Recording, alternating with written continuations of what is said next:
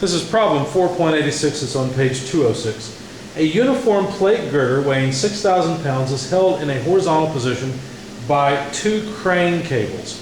Determine the angle alpha and the tension in each cable.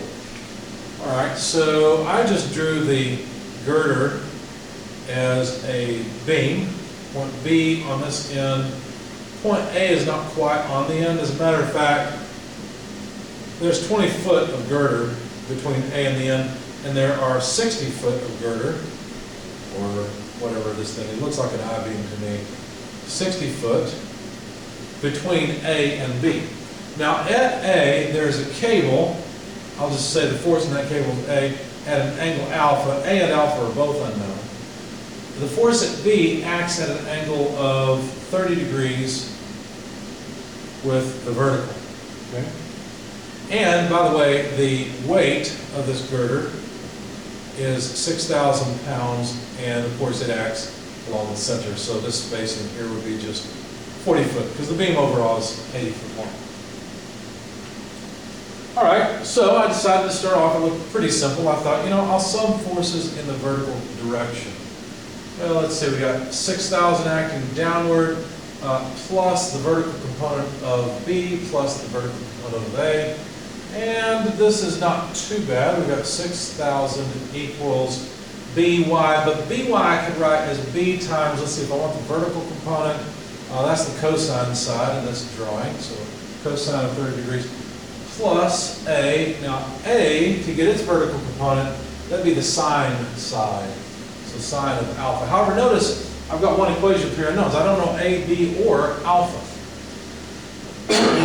Of course, summing forces in the horizontal direction will help, but it just says that Bx, this component, minus Ax, the component of A in the negative direction, equals 0. So Ax equals Bx. And so A times cosine of alpha, well, let's see, that's A times cosine, that's this component, is equal to B times the cosine, no, not cosine, that'd be sine of 30 degrees. And again, summing forces didn't help me very much. I've got now two equations and three unknowns. So I decided to go ahead and sum moments about point A, taking counterclockwise as positive. As a matter of fact, let me move this over here.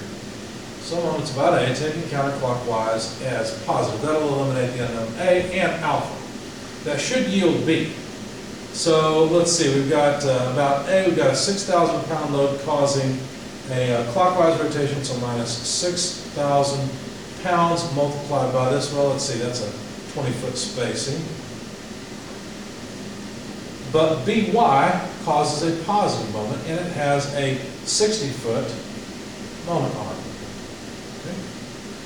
So that sum has to come to 0 because this is statics. So BY is equal to 6,000 times 20 divided by 60. So that's pretty easy. That's, I went ahead and said, you know what? I really want B.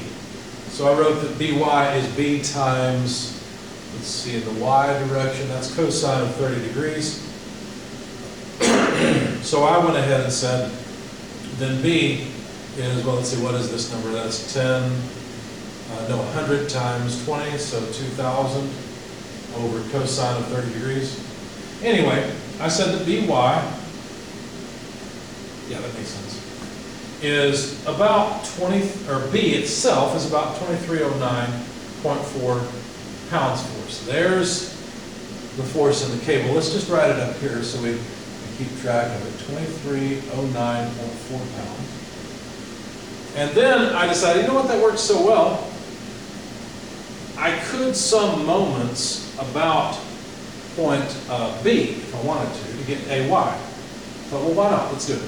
So sum moments about B, counterclockwise, positive.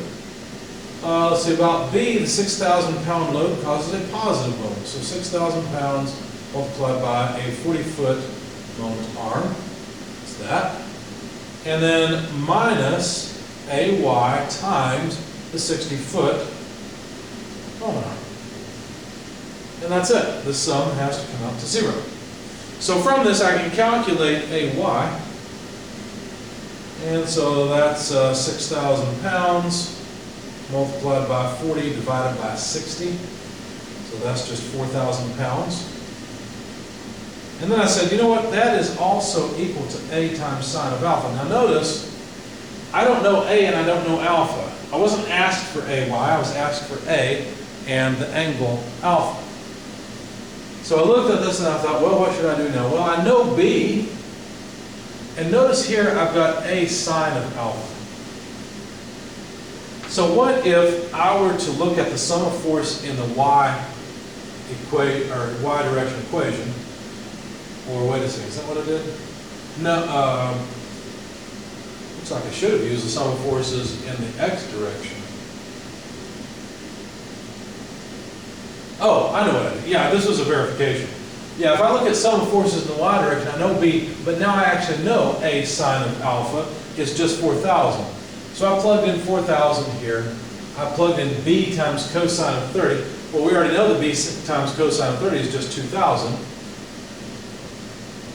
So I verified, sure enough, that 6,000 equals 6,000. What happened? Well, these four equations, sum of force in y, x, and moment equations, are not linearly independent. You can derive one from the other. For example, I could have developed this equation from these two. Okay, they're not independent. I might have needed the sum of force in the x, I don't know, I didn't do it. But the point is that this verifies that I've, at least, if I made a mistake, I've been consistent with the mistake. Okay? So this really just becomes a check for me. It seems like everything's working out. So then I looked at the sum of forces in the horizontal direction and said, you know, I've got A cosine of alpha and I've got A sine of alpha. A cosine of alpha is just a number.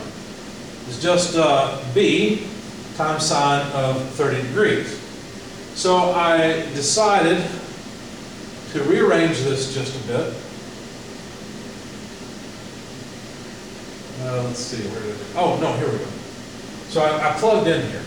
So I said that A times cosine of alpha is equal to B, but B is 2309.4 pounds multiplied by sine of 30 degrees. And from that, I got about 1,154.7 pounds force. I called this equation 2 as I called this equation 1.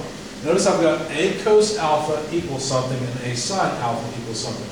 So then what I decided to do was just take those two equations and divide one by the other. In other words, if I take equation 1 and divide it by equation 2, what do I get? Well, equation 1 says 4,000 pounds. If I divide that by 2 over 1154.7 pounds, has to be equal to the other two sides divided. So that'd be A sine theta, alpha, over A cosine alpha. But then the A's just cancel. And you might recognize sine over cosine as tangent of alpha. So in other words, I can find the angle by simply taking the inverse tangent of 4,000 over 1154.7 pounds. When you do that, you find that the angle alpha in that equation is about 73.90 degrees. I've got 8979, but that rounds to 73.90 degrees. And then I said, well, I can use either equation 1 or equation 2 to solve for A. I went ahead and used equation 1. And said, well, A then must be 4,000 divided by sine of alpha. When you plug in that angle, which I just had in my calculator, you find that A is about 4,163.3 pounds. Okay? Now, I can actually check this and make sure that it works. I can plug it back into equation 2 and make sure everything works out. And in fact, it does. You can plug in this A times cosine of that angle, and you get, within round off, depending on how many decimal places you carried, you get the same result on either side of the equation.